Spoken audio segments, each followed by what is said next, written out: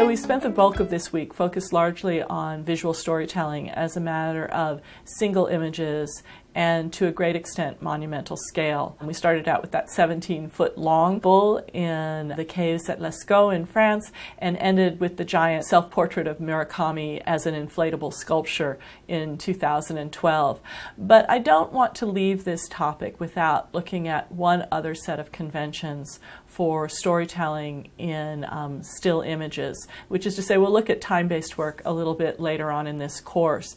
But for now I want to raise the question of sequential storytelling in single images, and to go back to early antecedents as well. We're going to turn first to the Bayeux tapestry that was done around 1070 in France. We don't know who the artists were, much like the cave paintings in Lascaux. We do know a lot more about the subject matter. This is a very, very long embroidered work, almost 270 feet in length, that tells the story of the Norman conquest of England, and in particular the Battle of Hastings. It's been referred to as a precedent for modern forms of sequential storytelling, both as a precedent for comic books and graphic novels, and also as a precedent for the conventions of storyboarding that are the foundations of cinematic storytelling as well. So it's worth thinking about it for just a little bit. It, as I say, is one long piece of cloth that is divided up into multiple scenes. Most of the scenes are separated into sort of frames by a kind of stylized architecture or trees, but not all of them. And some of the scenes focus on major events or confrontations, the king receiving news of the impending battle or the battle itself, but other scenes focus more poignantly and unremarkably on everyday life, scenes of people eating. We get information about how people dressed, what kinds of tools and implements they used, and importantly, what kinds of stories they thought it was important to tell. Those conventions of sequential storytelling persist in a variety of portable forms, and that's mostly what I want to concentrate on today. So we're going to fast forward from the Bayeux tapestry in 1070 to one example of the kinds of books of hours that characterized illuminated manuscript production in medieval times in Europe. And so this is an example of a book of hours from the 15th century.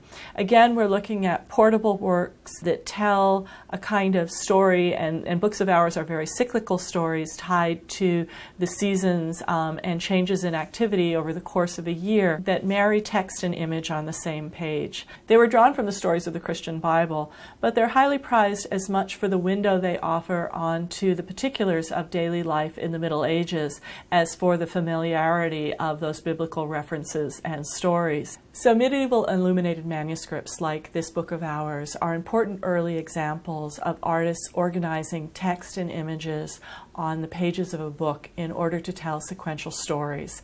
And I imagine that the pleasure of holding this book in your hand was the pleasure of encountering year after year the same images and the same stories, and knowing that each year you encountered them was another year of your life properly lived, and lived in accordance with the spirituality of your historical moment. I want to turn from these works commissioned from within mainstream culture, if we can call it that, to works on paper focused around storytelling and sequentially based that were produced under more nomadic and more contested conditions. First, fast forwarding to the mid-19th century in the United States to look at an example of what is called ledger art, that is to say, works on paper done on mass-produced ledger composition books by the Lakota Sioux Indians. The Sioux would have turned to these mass-produced ledger composition books partly as a matter of artistic curiosity and adaptability. It was an interesting new material to experiment with, and much different in its handling and in the way one could approach drawing than the animal skins that would have been used for drawing and painting in traditional Sioux culture. But on the other hand, it was not a matter of choice, but increasingly a matter of imposition. as westward expansion continued in the United States and the U.S. military and U.S. settlers displaced Native people from their traditional homelands and moved them into military encampments and then ultimately reservations, the Sioux would have been disconnected from their traditional materials and their traditional habits of life in really traumatic form. So these ledger drawings are both a testament to artistic curiosity and a testament to the trauma of displacement as well. And as we look in greater detail at this particular example done by an anonymous artist and probably around 1868 to 1876, we can see all of the traces of that relationship between traditional and contemporary culture, between Sioux culture and European and American culture. On the one hand, there's that beautiful figure of the warrior mounted on horseback with that amazing feathered headdress, and he's being confronted by another warrior holding an American-made rifle. These drawings make, I think, a really poignant and compelling transition to the last example of sequential storytelling that I want to look at today, and that's Marjane Satrapi's Persepolis. We could have looked at a number of works by contemporary graphic novelists who use the comic book form to tell very serious and complicated historical stories. Art Spiegelman's work on the Holocaust would be another example. The work of a number of graphic novelists on the events of September 11th, 2001 would be another example. This is the graphic novel in contemporary form, and so we see multiple story panes on the same page.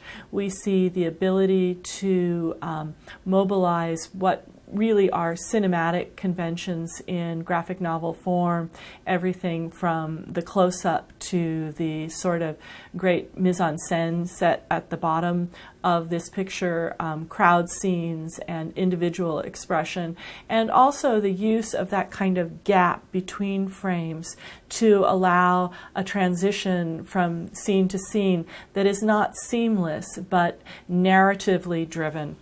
The other thing I find really powerful about Persepolis and why I wanted to use it as our final example of sequential storytelling is, on the one hand, I think Satrapi has made an amazing use of black and white to tell a story that is stark, but not really black and white, because it is the story of conflict within a culture and of the displacement of people from their homeland, and it carries all the weight of that displacement and of the combined sort of horror for and nostalgia for the homeland that she left. And the final thing that I think is important about this particular graphic novel and its bridge to some of our concerns later in this course is it is a graphic novel that manages to migrate very successfully to the screen while holding on to its graphic conventions. And that, I think, is a tribute to the fluency of Satrapi's drawing style, but also to the fierceness of her resolve that the story would migrate from page to screen with all of its stylistic character intact.